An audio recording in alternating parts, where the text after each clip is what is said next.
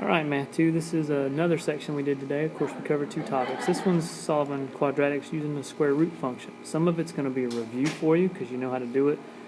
There's a couple things towards the end, though, that'll be new little technique for us. So, first thing we remind ourselves, of course, is that the inverse operation of a square is the square root. Okay, and I write it like this just to remind you that a square and a square root will, a lot of people call that cancel. They will cancel each other out, won't they? Okay, so just keep that in mind. The inverse operation of a square is a square root. We can go through and solve this first one. I think you know how to start. Okay, easy enough. Then you take the square root of both sides. Now, I noticed for everybody that this part right here I normally do in my head. I normally don't even write this step down. I normally jump right from this step to the next one. But I wanted to show it to you just so that you would recognize right here that the square root of x squared, that's what's happening right here. That's why we do what we do. In any case, there are two answers. It's 5 and negative 5. We'll go to the next one.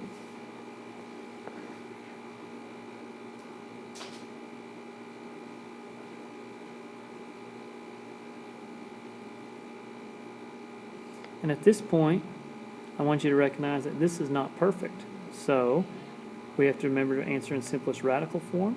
So I'm going to break down the 20.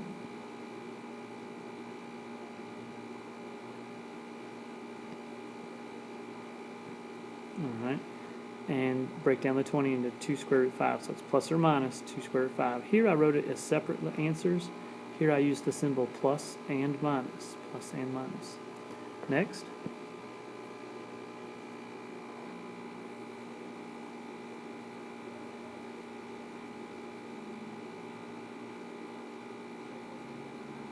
Okay. Basic process. Once again, I end up with a radical that's not perfect, so I have to simplify it.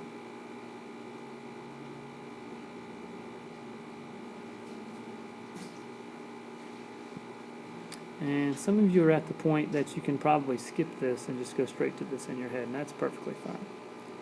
Last one here.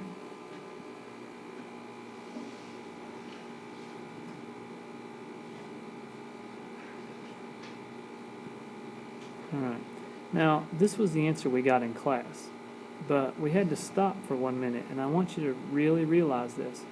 If you just glance at this and say the square root of negative 4 is plus or minus 2, then you've forgotten something. Okay? You forgot that there's no solution. You forgot that you cannot do the square root of a negative. Alright, and that's just one of those things. These will sneak up on you if you're not paying attention. You'll be plugging along and not paying attention. All of a sudden they have to do a square root. Okay, I asked everybody what all these had in common, and they all said that all of these problems had a quadratic or an x squared in common, and I agreed with that. We're going to try this next section. If you notice here, this is actually exactly like those last problems, even though it looks different. It's very tempting right now to square that, and that was the biggest temptation, was to square that, and by squared of course I mean do x plus 3 times x plus 3, but you end up with a really ugly quadratic that I want to stay away from. Instead, I want you to notice that in this part right here it's exactly like those previous three problems. Okay? Even though there is something there, I'm just going to ignore what's inside the parentheses. There is something squared that equals 100. So that's exactly like the last three problems. So I take the square root of that something, and that means that that something has to equal plus or minus the square root of 100, which we know is really plus or minus 10. Now, what was that something? It doesn't matter what that something is. I can do the square root of it, but since there is a something there, I'm going to put that x plus 3 back into it.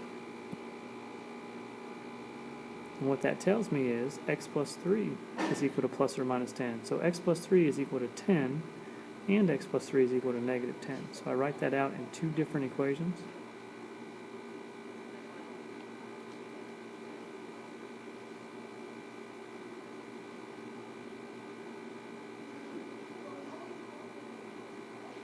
And I'm going to solve each of those equations. And they're simple equations to solve at that point. I just have to take my time and solve them.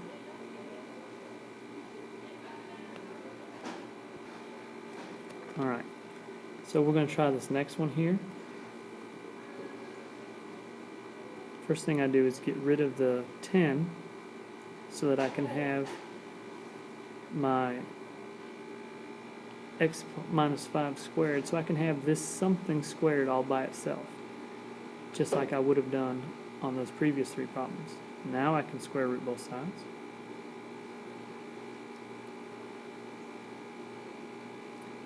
And split it up into two smaller equations.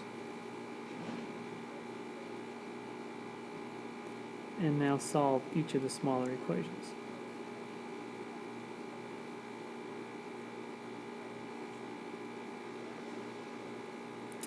Same idea here. I have to get rid of the 2 first.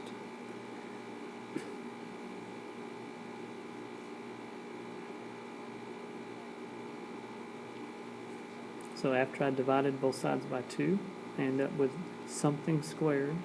And now I can take the square root.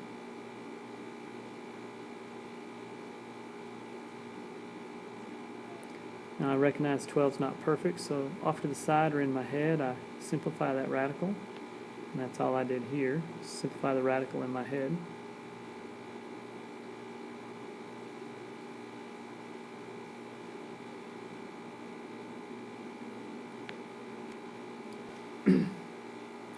And because this was already a radical and it's irrational, I don't want to add or subtract 4 to it, so I just leave it like this. This says negative 4 plus 2 square root 3, and it also says negative 4 minus 2 square root 3.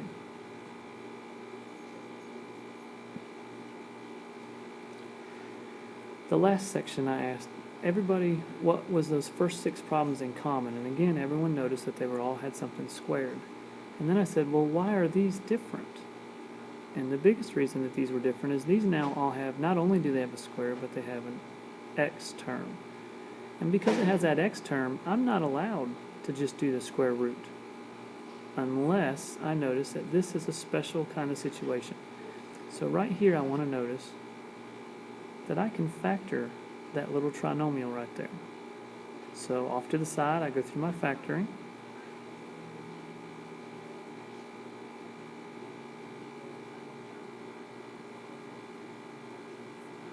And I recognize that it's x plus 4 times x plus 4, which doesn't really help me unless I think to myself that x plus 4 times itself could be better written as x plus 4 squared. And now this problem is just like the previous problems.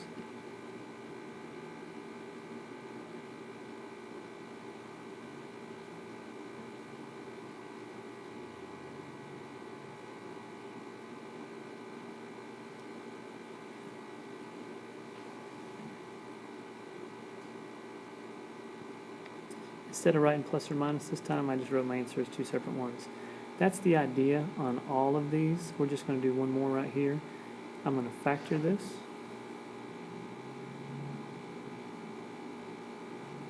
You appreciate my announcement? I know. But you know they're not reading scroll announcements. Right. That was my point.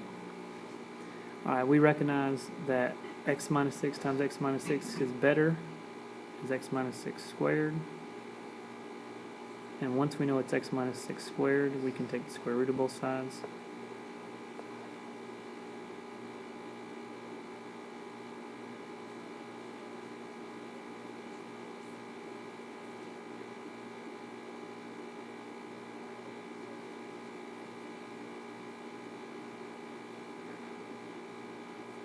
Alright, and that's as far as we went today. Tonight's homework is divided up into 3 sections. You got 1 through 6, and 1 through 6, and 1 through 6. So those 3 sections, if you can do that, we will see you tomorrow.